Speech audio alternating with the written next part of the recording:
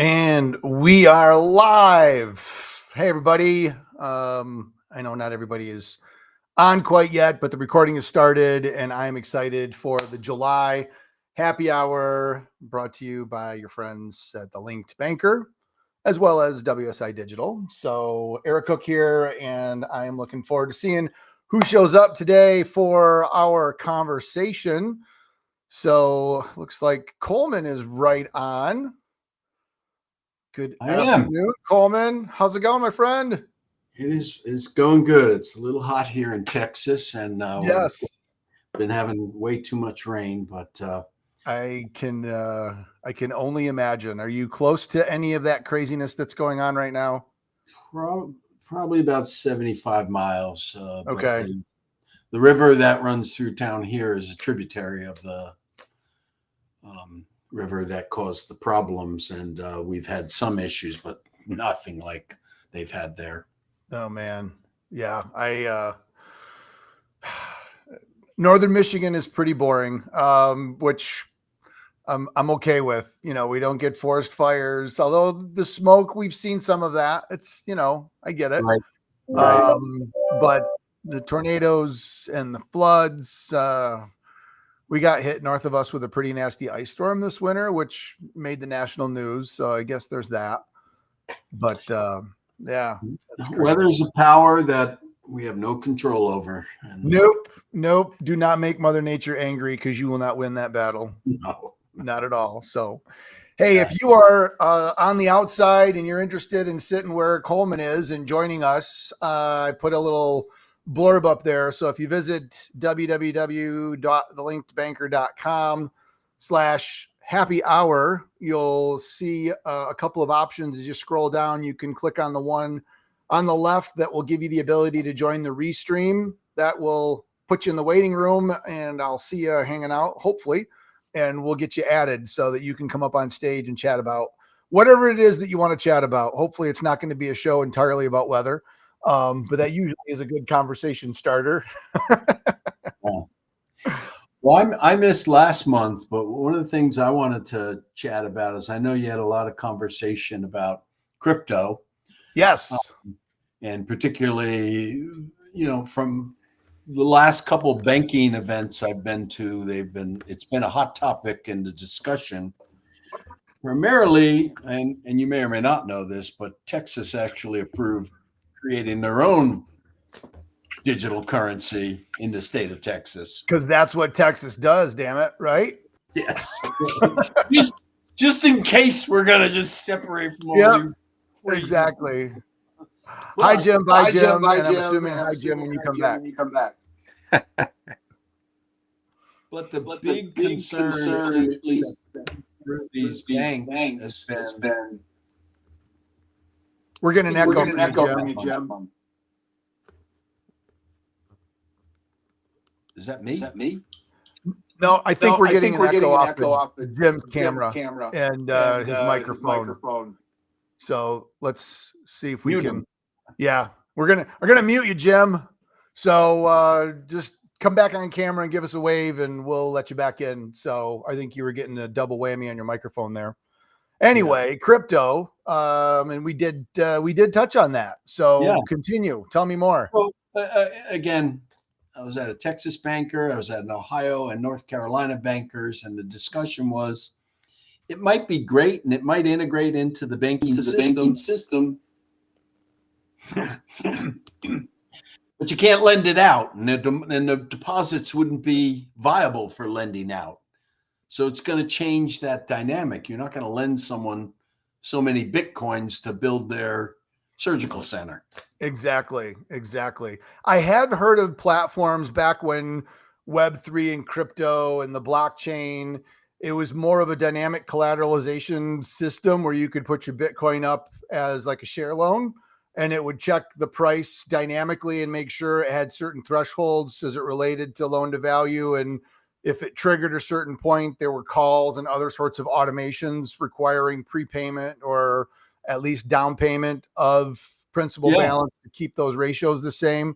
But, not not a lot of banks probably can jump into something like that. And there's a lot of complexity, and we know how easily that would likely integrate with the core providers. Yeah. Jim, I'm going to try to unmute you again. So let's give it another shot. Nope. You're getting double microphone pickup. So I don't know if you've got microphone grabbing on your computer and grabbing on your fancy looking little podcast with your pop filter. You look so official. I wonder if it keeps trying to pick it up on my phone. It's interesting. You don't get an echo. Yeah. So I gotta mute you, man. I'm sorry. So hey, Craig. So where do you see this crypto going? I mean, what do you think is going to happen? Because I saw that wave several years ago, and then when AI showed up, nobody seemed to give a rip about Web3 and crypto and blockchain, and now it seems to be coming back. And yeah, I don't know. It's just on the banking sector, there seems to be that concern that it would take dollars off the balance sheet, and that it wouldn't be available to lend, which obviously banks try to lend as much of their deposits out as they can, as we know. Yep. And I guess that was just sort of like a question from all the banking organizations. Look at that. Jim has fixed the problem. We don't have to listen to each other talk twice. Way to go, Mr. Perry. Yeah. Can you hear us? I can't hear you. Is your grandson around? Maybe he could help you. Yeah, exactly. Find a 12-year-old. Right. Now we're getting echoes again. Oh. All right. He's going back into the green room, even though it's blue, but it's all good. So along those lines, and I don't remember if we talked specifically about this, but I did a session a couple of months ago for the Nebraska Bankers Association, and I flew into Omaha. And as I was going through the airport, I was kind of surprised by the amount of crypto related advertisements that were in the airport about, coins and this and that and ETH and blah, blah, blah. And that appears to also be one of the nation's hotbeds, particularly on stablecoin. And I wasn't really even that familiar with it, to be honest with you. So when I did my presentation on artificial intelligence for the convention, the night before, I jumped on and I went into Notebook LM and I said, hey, I'm doing a session for a bunch of bank executives on stablecoin in Nebraska, and I'm really not that well versed in it.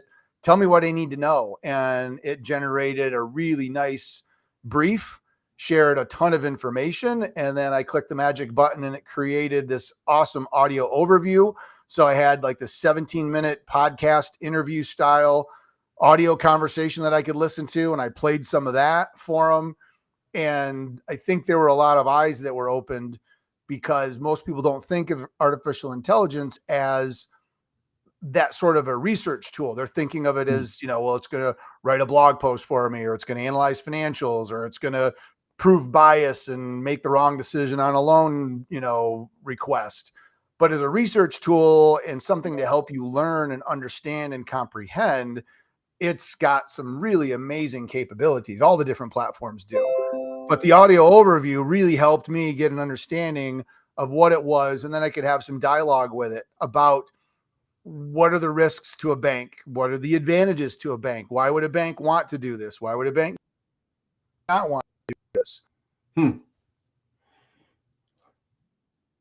Pace and conversation. So, yep. You're echoing still, Jim. See you. Bye. Poor guy. Poor Jim. And he's got such a cool hat on. I think he's wearing a Cubs hat. So I want to compliment him about it, but he just can't. He can't stay in the room. Can't. If you did compliment him on camera, I was going to say, like Coleman, you'd compliment him twice, which would be really nice. So anyway, do you have any banks that you're talking to that are giving serious consideration to jumping back into crypto or stablecoin? Or, I mean, just Fed now is hard enough to get people to think beyond just being a receiving institution as opposed to an initiating institution. So now you've got crypto. What are your thoughts? Well, actually, I was wondering if the guys from the fintech cowboys were going to be on. Yeah, where's my Fed Fizz boys? I totally agree on that. Where's the Fed Fizzers? Certainly, we're on top of that, and I know they've got several banking as a service clients here in Texas, which would be the ideal. Absolutely. Candidate, so to speak.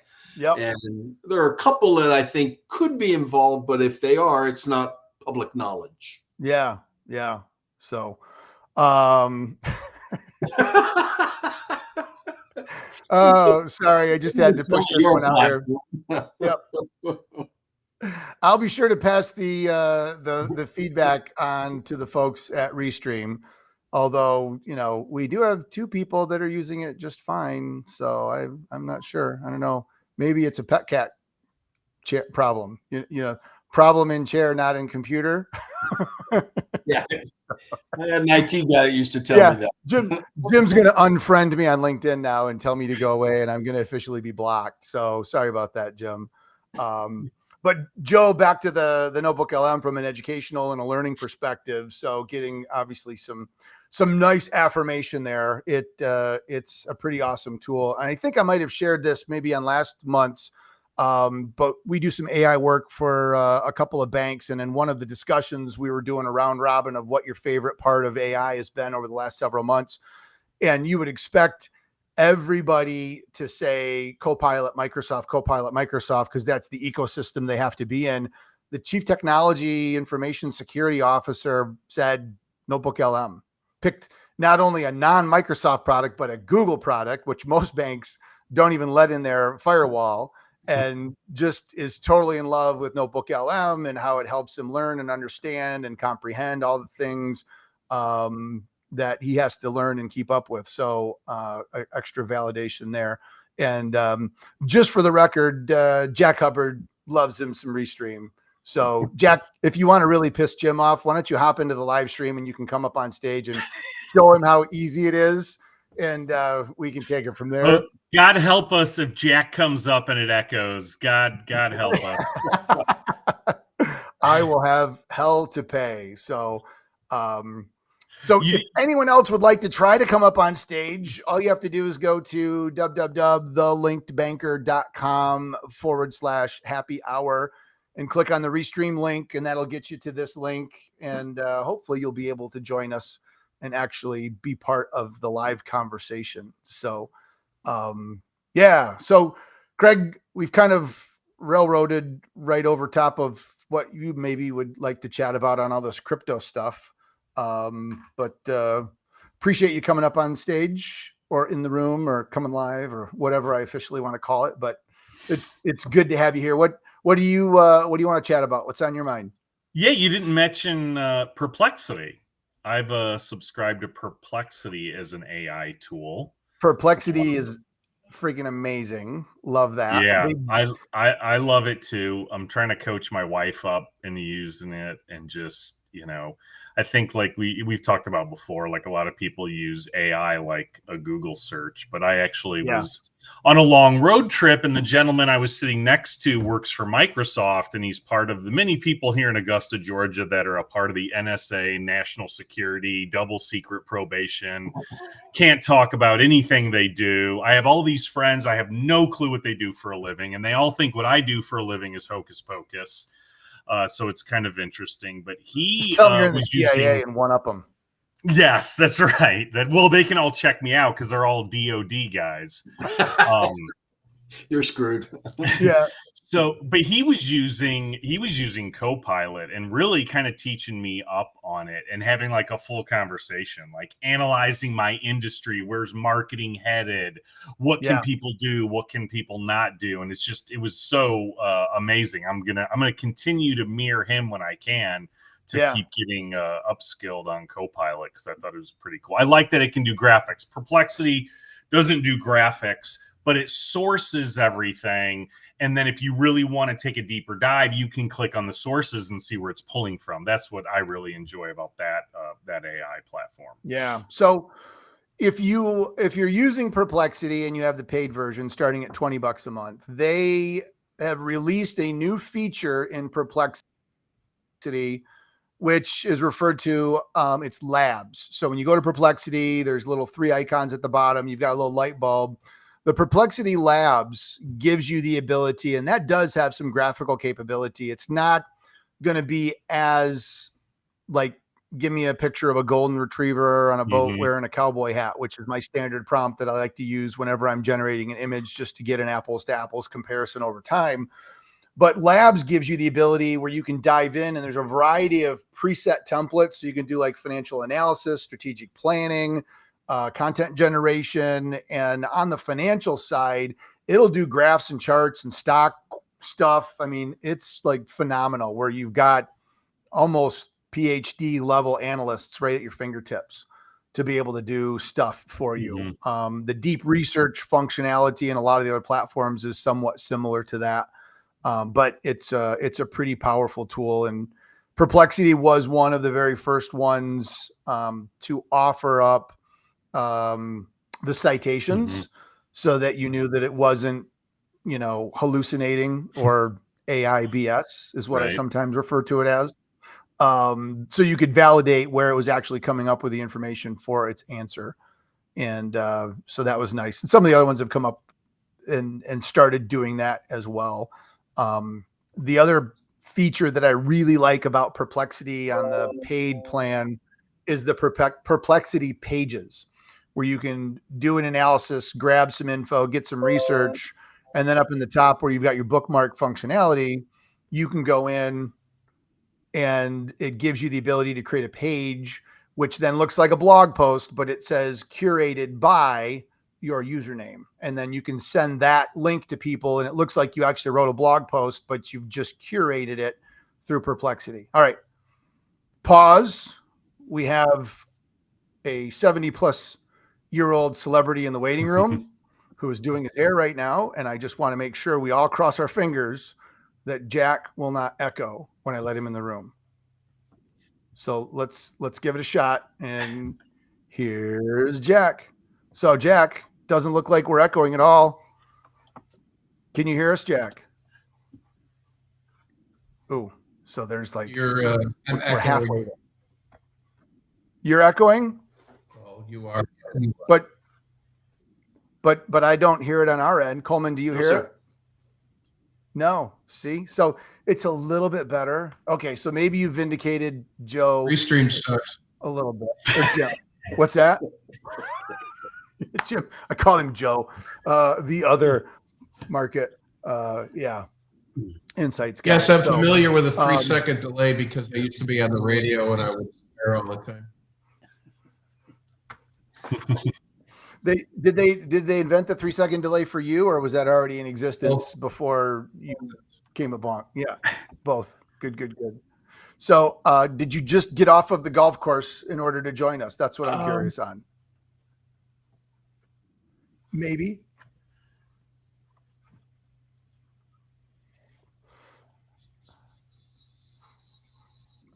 Yeah, I don't know. Something's going on. Maybe we'll just blame it on sunspots, or I'll just jump off something else. Comment in the comments.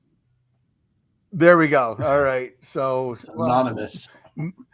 Maybe Restream does suck. I don't know. It seems to be working for the three of us, so we'll just keep going. But anyway, Perplexity is definitely a platform to take a look at. Even if you sign up for the free version, there's some really cool stuff that you can do with it, especially from a search perspective. It's probably one of the more powerful search tools. Not really great for creating beautiful, eloquent content or articles. If you want to be creative, that's usually more of a Claude, in my opinion. I will tell you, I've been very impressed lately with Google Gemini, particularly with its deep research capabilities and the information that pulls out. some really, really mind-blowing stuff on if you want to learn and go deep. Holy smokes, pretty cool. So yeah. Anyway, what other than being a Perplexity fan, what else is on your mind? Yeah, I'm kind of curious what everybody is thinking about using these AI tools to make financial decisions. A gentleman that I work with was saying that he's teaching his kids to do a little bit of investing.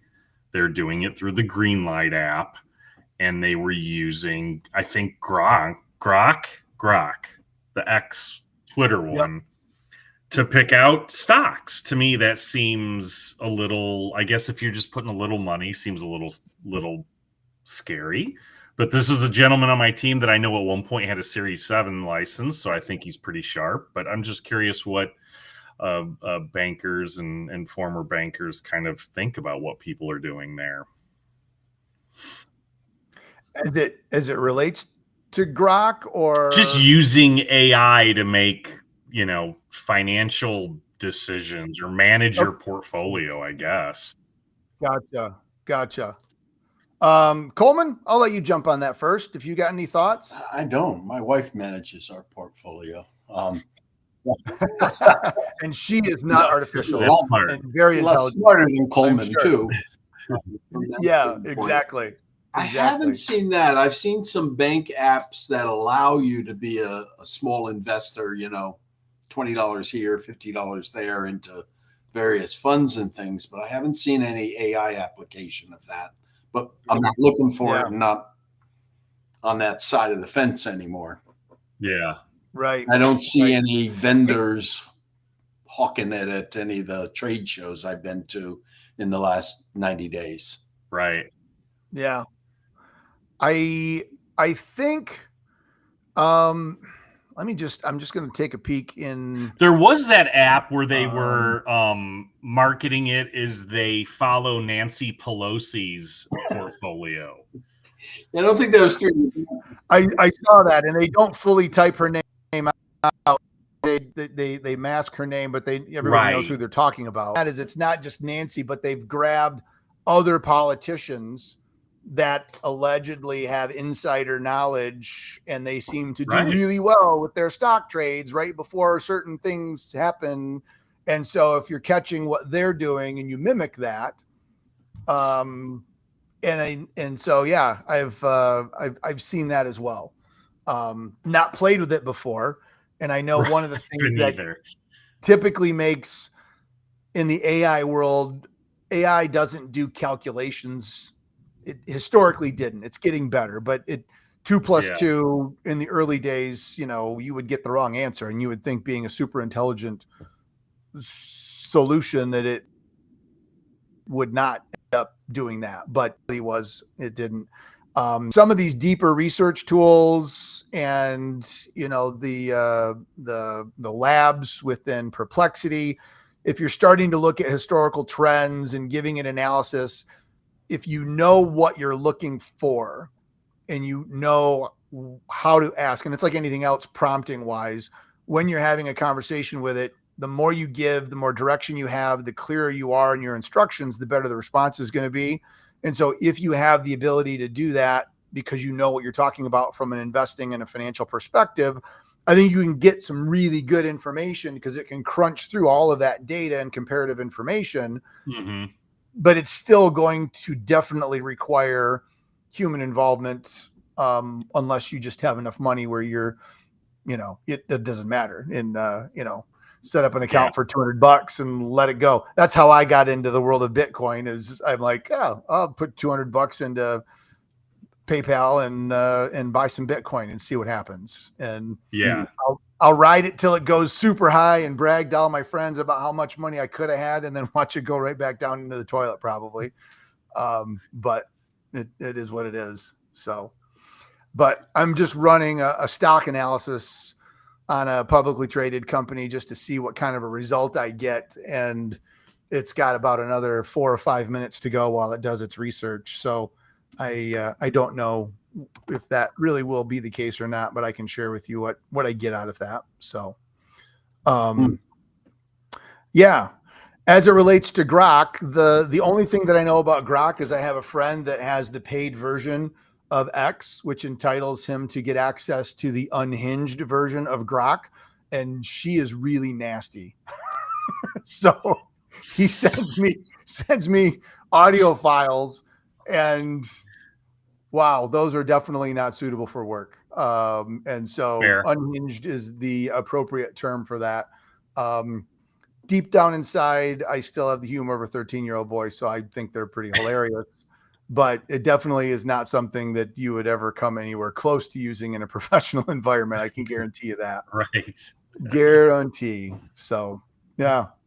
The one item that I did have teed up, and I don't know if any of you saw this or if you have heard of something similar, but I caught glimpse of an article from LinkedBanker, and it talked about, I think the title was The Rise of the Invisible Bank, and how embedded technology is going to eventually give people the ability to do their banking, and you may not necessarily even know where or who that is being done at. And I think I want to say it was Bill Gates many years ago, but I could be wrong, but something to the effect of banking isn't a place that you go, it's something that you do. And so it's not about the office, it's not about even necessarily the brand, it's just a function, and whoever can serve that function the best. There's obviously a thread of loyalty and to that statement. But what's happened in Perplexity, to tie it back to you, Craig, and you didn't even know that you're saying this, Perplexity has a deal with Shopify, where if I want to buy a pair of shoes or I want to get a new keyboard or something else, I can go into Perplexity and I can shop directly inside of Perplexity. It will find the product for me, give me the ability to look at it and to review it inside of Perplexity, and I can buy it right through there. I think the leap is through this agentic capability. Is it possible for me to do the same thing and ask Perplexity or any other language model about mortgage rates, certificate of deposit rates, savings rates, and then could I open an account directly through Perplexity or any other platform, conversate through that, have it connect through an API or an MCP or an LMNOP with whatever platform it needs to. And I never go to the bank's website. I never go to their lending platform. I do everything through the AI. The next step of that is I get a mortgage agent and I say, I'm interested in refinancing. This is my current rate. This is how much money I'm looking to save. This is what I'm willing to pay. Go. And the agent takes off like my own little robot butler, searches, explores, finds, has been empowered with all of my information, and then essentially does the app, submits everything. And then when I need to be involved, whether it's for a signature, authorization, or validation, it pulls me in, but I don't even need to do anything. It's like, the Waymo driverless taxi, but from a mortgage perspective. So I don't know if either of you saw that article, if you're familiar with this concept, but fintech, neobank, now invisible bank is another term that's out there. What do you guys think of that? It's crazy. But didn't they talk about that a while ago with like Alexa and stuff like that, being able to do that? They did. Yeah. And Alexa never came to, it farted. Yeah, exactly. Nobody, who's going to blurt out and, my password is right. Hey, I can't say her name too loud because I've got one sitting right behind me. So she'll start paying attention. Well, yeah. TV commercials were doing that too. It would say blank buy this, right? And I think that got nipped in the bud really quick. But to me, it sounds like what you're talking about from a strategic standpoint is like you basically kind of have an assistant. You tell your assistant, go out and search. So the AI is doing that at high speeds. And I mean, when we get to that point, is mortgages, is that an absolute commodity, right? Relationships don't matter at all. I would think somewhat of a brand relationship. There's certain companies that I would never look at to do a mortgage with. Yep. I want to be comfortable with the company I'm doing business with. Yeah. There's a certain level of trust, obviously. So the subhead on this is digital banking will become less visible because it will be embedded in other daily activities with the help of AI, voice interfaces, and other emerging technologies. What I'm hearing is I'm going to be able to get cash out of my refrigerator at some point. Right next to the ice cream? Exactly. Yeah, it just turns it into an ATM machine. I think that's at some point absolutely... a financial institution would have to be, because the AI is not going to generate your $100,000 to refinance your mortgage or whatever the number is. Yeah, exactly. But back to your comment earlier, would it be, I mean, this is totally rabbit hole stuff right now, but let's say it's a bank in Texas and they're using Texas crypto, and the bank that I bank with has a private key and I've got a private key. I authenticate through my refrigerator. It generates a withdrawal. It puts a QR code on a screen on my refrigerator that I scan with my phone, and I'm able to transfer money. I don't know why I would need to do all of that, but you could conceivably be able to use that to transfer funds through a scannable QR code and have that be a validated transaction in the process. I don't know. I'm probably stretching really, really hard for that. Getting out of the business. Yeah, I'm out. Yeah. Now, Colton's just, he dropped the mic. Now, does anybody want that? Is anybody asking for that? Hell no, but it's cool. I've lived through enough of this, but that didn't go too far. Yeah. Right. Yeah, that's the thing. So, hey, as a reminder, we're kind of approaching the midpoint here. If anybody is sitting and you don't hate Restream, if you want to hop over to www.thelinkbanker.com/happy hour and join us and come up on stage. Or I don't know if you have, and is it her? Him wants to join. Him, what's his name? Eldon. Awesome. He's Very saying, cool. It's time to eat. What's going on, brother? Yeah, come on, Dad.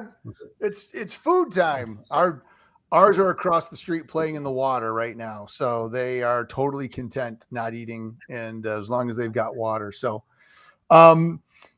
Jack, I appreciate this comment very much, because as awesome as I think AI can be, I agree with you. I think the human interaction is at risk, and I think a lot of, and even when I was at Social Media Examiner's social media marketing world this year, a lot of the conversation from even the people that were up there talking about AI is, at some point they were all, and maybe it was just wishful thinking, but the human opportunities of in-person events.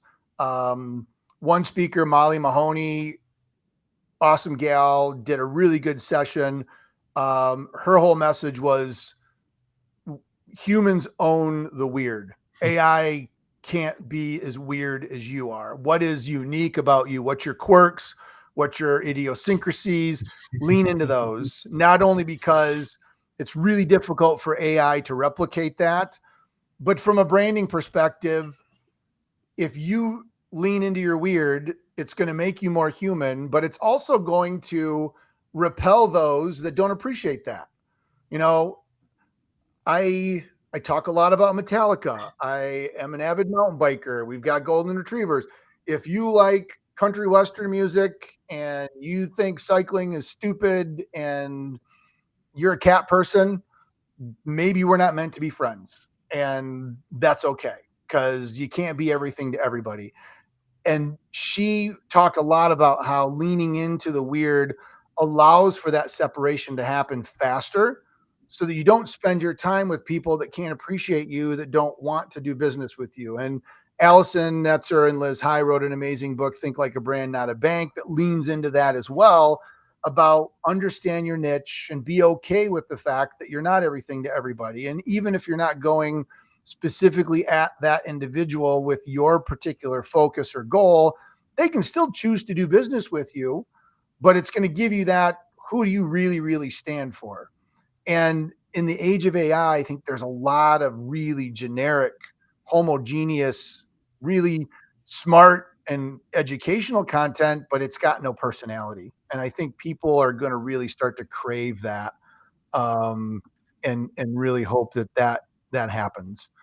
So Rebecca's got a couple of really, really good points there. I'm not sure how you control putting stuff on the screen, but Yep, absolutely. And so yeah, and I don't know if she was on the general session or if she was on the AI Explored, but Michael Stelzner does have a really good podcast, several of them through Social Media Examiner, that I would encourage you to take a look at. So Rebecca, if you want to jump up and join us on stage, you're more than welcome to. So www.thelinkedbanker.com/happy hour, and then click the restream link. Maybe third time will be the charm. So yeah, Molly was a great session. And then not really weird, more your personal brand, who you are, your USP. We're all unique, and that is a good thing. It's a very good thing. So totally agree with you on that. So thank you very much.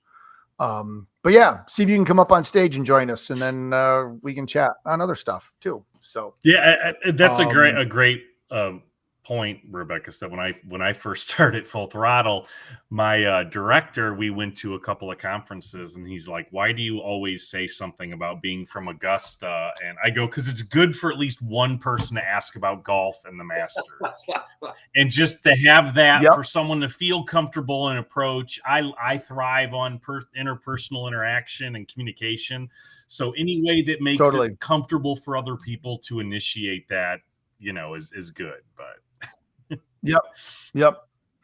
Give them something to spark the conversation. Right. So absolutely. It's funny. We had a discussion with a bank that was talking about the challenges that they have with some of their younger employees going to like these chamber mixers or 501 events or whatnot. Toastmasters. And yeah, but they weren't at Toastmasters. They should be at Toastmasters, because that'll teach you how not to do this. But the frustration from the marketer's perspective was, you go to these events and I show up and I'm there as the marketer and I'm networking, but I'm not the one that people really need to talk to, because I can't do alone. I can't help do an account. I'm the marketer, and I look over and all of our lenders are in the corner with each other because that's where they're comfortable and just talking to each other. They're not mingling. They're not chatting. And, part of that was, do they know how to spark a conversation? Do they know how to engage? Do they know how to throw a line in the water like you're Augusta and just, a potential conversation starter where somebody can bite and then the conversation starts and it starts rolling? They don't know those things. Or at least they didn't So a little bit of a frustration there, and kind of back to Jack's point about interacting through conversation and whatnot. So Rebecca's got another comment here. Perhaps AI is going to force humans to actually be focused on relationship. Oh, wow. There's a thought. Nah, I'm just going to have my agent do all that for me and stay riding. I'm just going to be pedaling my bicycle, listening to Metallica in my earbuds. Like we were meant to be, and let AI do the other stuff. Yeah, that would be good. Who knows when actual work technically will be able to be replaced? I've seen reports claiming in the next 3 years, traditional work as we know it will all have the ability to be done by technology. And I can't help but wonder, what are we going to do? I joke about I'd love to get up every day and just go ride my bike, but I think that would get maybe a little old after a while. I don't know. As long as you don't have any bills to pay. Well, yeah, the AI that's the would be other thing. running It's his cook tech business. Yeah, exactly. Well, what's going to happen is AI is going to take all our jobs. We're not going to be able to produce income. It's going to cure disease. So we're all going to live till we're 180 years old. where my retirement fund's not going to last until I'm 180. I'm going to tell you that right now. So, Jack, AI better share of wallet. Humans are the ones to get the share of heart. Ooh, I like good. that. Very Can nice. we use that? Well said, Jack. You might want to throw a quick TM on that. Yeah. I somebody screenshot that. Let's get that trending. Hashtag share of heart. So, but yeah, that's very well said, Jack. So, well, you were touching a little bit on like, you know, the Toastmasters and the personal interaction here. Here in the South, we have thing, and I know this isn't really on topic, but when we moved down here 12 years ago, they have social. Social is kind of like debutante kind of ball, where at first we thought it was a cult and we were scared of it, but my kids have gone to it and they've learned how to set, you know, which fork to use. They've learned some of those things in social interaction, and then how to dance. You go to a wedding, and if you've never really been taught to like how you can, like, you're obviously not going to go to a wedding and break dance, but they've learned a lot of that stuff, and it's really helped them. Most. Yeah. My niece is getting married in September, and I'm practicing the worm. So you'll be a big hit. You'll be a big hit. Yeah, exactly. I'll probably be a big hit when the ambulance shows up to take me to the hospital. Well, but I worry about that with the much younger generation. You know, I was talking to one of my high school buddies, and when we used to have to write short stories, I mean, their kids, do they do that anymore? Do they have an imagination to come up with something like that? That's the scary part to me. Yeah. Well, the generational divisions, there's the older people see it as a replacement for search. It's an alternative to Google. Sure. The middle generations see it as a counselor or a therapist. And the younger generations consider AI an operating system. It's what they need. It's what they use as part of their day. And so, you know, I've seen some social media posts where kids are going up on stage and they got their laptop and they're like showing off and bragging about how they use, you know, here's how I wrote my final thesis. And, you know, that's great. And I'm sure it was good. But if you were to shut that laptop lid and sit down with that individual and go, okay, tell me what that really means to whatever. You know, what did you really get out of it? How does this really impact society or whatever? Do they have the ability to really understand it and articulate it? And, you know, I think if you use it creatively, and I've told the story about how I've used Pi, for example, as a dungeon master to take me on a D&D adventure while I was driving across the Upper Peninsula in Northern Michigan.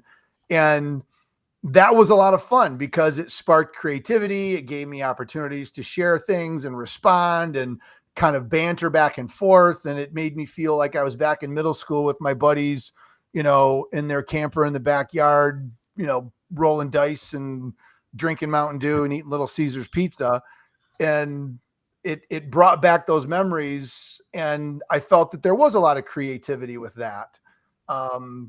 But I had the benefit of that creativity prior to going into that conversation with Pi, because, you know, there was no video game, there was no console. You had to have someone sitting behind a dungeon master screen telling the story about what you're seeing in front of you, and everything was visual and imagination. That's probably going to become a lost art and replaced by something else.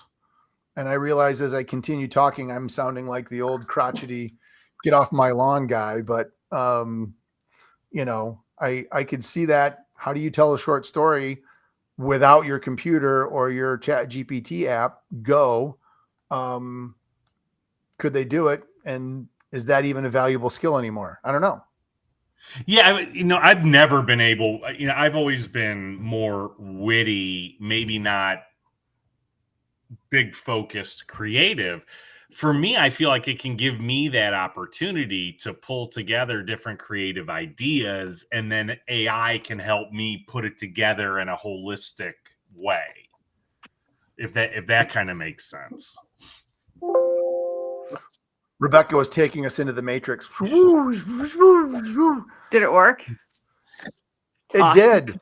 Let me ask you, are you hearing any echo? I am not. Yeah, see, third time's a charm. Sorry, Jim. Sorry, Jack. But so anyhow, welcome to the Hey, stage. thanks. What any thoughts on what we're talking about? Well, while I was or- signing in, it cut out, so I'm gonna have to get caught up a second, I think. Okay. So I was talking about being a nerd in middle school, I think is what we were talking about. my dungeon, the potential loss of creativity and storytelling in the age of AI and whatnot. The ever major fear of all humanity is losing a brain. Yeah. Yes. So, okay, so let me pose this question. Ooh, I like this. History repeats itself, right? Always. So did not everybody freak out when the car was invented and when the internet came out and when computers came out and when mobile came out? And did not our worlds just change? Like work changed when we got computers, work changed when we got the internet, work changed when we got mobile. Yep. Work is changing when we get AI. Do we really think in 5-10 years we're going to be sitting around without jobs and like wondering what in the world is going to happen? Or do you think work's just going to change? Yeah. Amen. There were predictions that the personal computer would cause an end to the 40-hour work week. And what happened was we realized we could do twice the work in half the time. So instead of working 20 hours, we worked 80 hours and got 120 hours worth of work done. So God bless capitalism. You know, do you remember, Eric, when we were at Social Media Marketing World? And I think it was right after GPT was released. So 2023. Yep. I think it was that. It might have been a different conference, but I think it was that one. And there was a speaker that said at the end of the closing thing that AI and these tools are going to give us more time, and it's up to you what you're going to do with that time. Yep. That is like stuck with me. I can't remember exactly which speaker it was or where, but that thought has stuck with me forever. Yeah. And it's true. I mean, it's the same thing like you were just saying. Does it mean you're going to work twice as hard? If your productivity triples, does that mean you can work a third of the time? And our expectations are going to be to create the same amount of stuff that we're doing today, or maybe double, and we all start working 6-hour days and actually have a work-life balance and take care of ourselves physically and our families and everything else, actually enjoy the life we've been given? Or does that mean we're just going to work, 120 hours a week? Yeah. Yeah. I'm afraid the answer is most likely for people the latter, because all it takes is one person not to do the 6-hour day and enjoy the work-life balance to make everybody else feel like they're behind. And it's the whole concept, whether this was or wasn't the case, but Lance Armstrong took drugs because everybody else was taking drugs, or other cyclists were taking drugs. And if you didn't do it, you got dropped from the team. You didn't have a chance at the podium. So it's like you do the right thing and one person abuses that. And so where is that competitive pressure play into everything? That's a whole nother factor. Sean, thank you for commenting. And I don't know if you were on when we were begging for the fintech cowboys to come up and talk a little crypto action with us, but if you feel like jumping in and sharing some crypto insights from the fintech cowboys, hit that LinkedBanker happy hour URL and come up. But yes, third grade teacher, you're not always going to have a calculator. Surprise, here it is. So, yeah. Right here. I can Yep. just ask AI now. I don't even need to punch the numbers in. Yep. Exactly. Mhm. So, But don't you think there are certain areas that we really need humans to do it? Like I was stuck on the highway today because they were paving the road. I don't think AI is going to pave the road for us. right. I mean, it might. Right. How? Robots. Bots. I mean, Robots. I mean, Well, that could be, Humanoid it could be robots. robots. I know like- they just built a facility here in Amazon, and the building is so big, it's insane. Like your eyes can't process how large this facility is. And my understanding, I haven't had the opportunity to take a tour, but I know some people through the chamber that have, and they said there is robots like on like the flooring is a special flooring so they can run up and down, grab something out of the bin, and now there's still 1,000 or 1,500 people who work there. Yeah. Yep. So a robot's going to replace some of the jobs that people don't want anyway. I think that's very possible. Yeah. The futuristic Jetson response is, are we even going to need roads? We're going to have little bubble cars that are going to go, we're going to just fly around, and we're all going to live in giant aerial tulips with Rosie the robot cooking us dinner wearing a little listen, apron. I'm just waiting for teleportation. That's all. Then you can come up to Yes. the lake for that pontoon ride we've been talking about. I know Atlanta now has Waymo, the driverless cars. I didn't realize Georgia was that close to I'm in doing Austin that. too. Yeah. Yeah, I haven't been in one. Well, and I haven't been out there, but we have a client in Southern California, in San Diego, in their innovation branch. They have an AI robot that is the greeter. So when you walk in, you can ask the robot a certain thing about their finance transactions, and it directs you in the right way. That really reminds me of National Lampoon's Vacation when Clark Griswold punches the moose and says, "The moose says you're closed. I say you're open."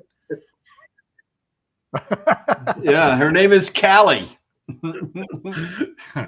Which, incidentally, we had to replace the floor because Callie was ripping up the flooring that was put in the branch. Gotcha. Way to go, Callie. I had food delivered by a robot at a conference Oh. last year. It was accompanied by a human who was just there to double check and make sure that it didn't like roll up and bang into the table and spill everything. But yeah, it was a robot and showed up. Oh, in a and restaurant, the robot. it- Okay. yeah. I've Yep. seen Yep. that, In a yeah. restaurant. So yeah. I haven't convinced my wife to let me buy one for the house yet. Get a so bigger I'll house. keep you Then posted it's like on that. it's all about this amount of steps to the kitchen. Yes, exactly. She probably put a grilled cheese on our vacuum cleaner thing and On say, the "There you go." Roomba? So in the Roomba, yeah. Like those So- guys that put the Roomba We're on the gonna- pool table and they gamble on which ball's going to go in, and they have money, and the Roomba's going around pushing balls in the pockets. That'd be a Las Vegas thing. I'd go for that. Yes. I was gonna say, there's your next game. So yeah. Going back to the creativity thing and people being afraid that people aren't going to have any Yeah. creativity anymore. So just think about like right now and how you use it individually. Like I know some of you don't know me. I know Eric, but I'm a marketer, been in marketing for like 30 years. I'm a creative thinker. I love to come up with ideas, plan, do stuff. I don't feel like it's eliminated my creativity at all. I feel like it's enhanced it. It's like supercharged it because now I can go Right. through ideas like nobody's business. I can build plans out to actually like do those ideas. Do you as an individual, like don't think about society, just think about how you use it. Do you feel like you're suddenly not as creative? No. I'm gonna say no, but I think there's an apples and oranges here because all of us are probably of similar age brackets. I'm only 29, Eric. And Yeah, I'm 31. Well, I'm Okay. just 31. So, I mean, like I said, we're similar age brackets. We had to grow up thinking creatively, and we had that muscle we had to build over the years. And now that muscle is built, this is an enhancement to that. I think the challenge is if you've never built that creativity muscle and you've had something helping you along the way thinking creatively, you don't have that firecracker ideation engine that's going off where you have an idea. And what I love about it is I can get an idea, it can come to fruition, and then my mind goes so fast I can jump right to the next one and AI keeps up with me. And I know that frustrates the hell out of people that don't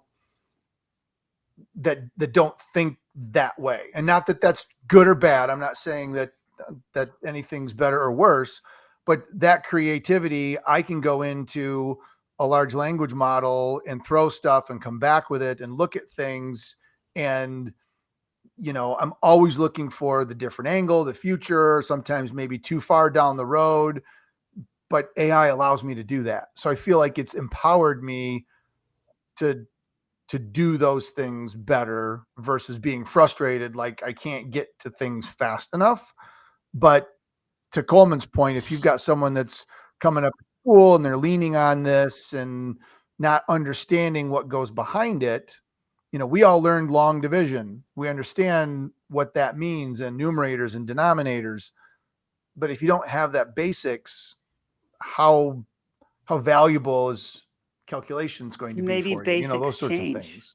like they have throughout time. Maybe. No more times tables or gazintas.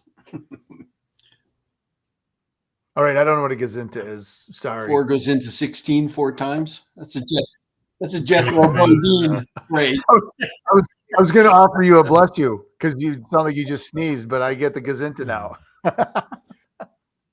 That's brilliant. I like that. I think one. this is a little bit like Rebecca. I agree with your point. I think it allows for people like me that was kind of saying, I think that might have been where you kind of missed when you were coming in, is that like I have some creativity, but I don't always know how to execute on it. Whereas the AI can help me execute. So I've been seeing these videos recently. They're AI generated videos. So we all remember, I assume, the Dos Equis commercials, the most interesting man in the world. And I don't know what agency did that, but I know that agency had to fight very, very hard to keep in. We can all agree that the most interesting man in the world is probably not a beer drinker. So they have that line. I don't always drink beer, but when I do, I prefer Dos Equis. I'm seeing on Instagram and on TikTok and things variations of that now that are AI generated. So they've copied it, and they've been like the most, the cheapest man ever, and then it goes into all these little things, and it's totally made with AI, and it's I'm being. It's not an ad for anything. It's just content, right? Replacing the TV. Yep. But it's a creative idea of another creative idea that they've used. They've had to feed into it all of those things. And it's really, really interesting. So I feel like it gives a lot of people that maybe had some creativity and allows them to execute on it or force multiply it. Yeah. Yep, I can see that. Sean posted another comment up there. I found the little ticker feed option. I turned that on so you guys can see. I'm becoming a little more familiar with Restream. Can you figure out how to keep my camera, my screen from going to portrait? I probably stop bumping the table, maybe. Basics certainly change. Sean, basics change over time precisely. Well, we have generational target marketing. Absolutely. Yeah. Had that conversation with a bank earlier today. Like, okay, what, CD rates, younger customers, who are we going to attract? Probably not younger customers with a CD rate. Interested in trying to figure that out. Is it a cause? Is it something bigger? Is it a community contribution? What else is there beyond just what's in it for me. You know, some generations like that, others maybe not so much. So good point. Sean, we'll have to see if we can get some of the FedFizz folks to join us next time to chit chat a little on some crypto stuff. So the one item I did want to mention, because we had an interesting conversation last month about this, is we ended up closing on a discussion around, I don't want to even call it a trend, but it's happened at some banks where in a gist, someone rolls up to a bank with a video camera, they stand outside, they start videotaping, and they wait for someone inside of the bank to come out and to confront them with the intent of generating conflict, creating interesting content, monetizing that through YouTube, getting somebody to say something, and then just basically being a troll and doing that. And so there were a few people that were on the conversation last month that didn't show up this month. So we really didn't get into talking about that further. But I am really excited for our LinkedBanker, our mastermind next week. Jill Williams, who is the creator of the Bank Monitor platform. I've been able to secure her as a presenter / speaker for our mastermind group. And she and the Bank Monitor platform have developed an interesting solution that takes a look at socials and other sorts of things at the organization level to help understand what's going on when somebody decides to jump in and poke the bear a little bit and tries to ruffle some feathers. And so I just wanted to give her a shout out on this. I'm excited that she's going to be part of our mastermind next week. And we're going to dive into some of that in a little bit more detail with our members. So pretty excited about that and looking forward to having Jill join us. So, so we are at the top of the hour. Holy crap. It goes fast as it always does. So Coleman, it was good to see you. And normally your four-legged furry friend usually pulls you away midstream, and he's been very tolerant of allowing you to stay with us the entire hour. So if I pointed to the floor of the camera, you'd see he's still looking at you, giving you eyeballs. Looking at his watch. Yeah. So, but Thank Craig, you. always a pleasure to see you. Rebecca, I'm so excited that you were able to come up and, you know, share a couple of different camera angles with us. And anytime. Jack and Jim, I don't know what to tell you guys. I wish I could fix it, and hopefully we'll see what goes on next time. But we take these happy hours live on the second Thursday of every month at 5 p.m. So join us again next month. Again, as you could tell, if you sat in on this conversation, there's no real set agenda. These are here to bring people together to network and chat about stuff that's on your mind, and certainly appreciated all the discussion from today's conversation. So I have a pontoon boat waiting for me with my wife and some friends. So I better wrap things up or I'm going to be in big trouble. Eric, I'm gonna send you a Spotify list that me and my friends created. It's a variation of yacht rock, but it's called pontoon rock. So nice. It's on its way. I am looking forward to that, and that will go directly to the Bluetooth. So bon voyage, you all. We'll see you next month, if not before. And thanks for playing. Awesome. Take care. See you.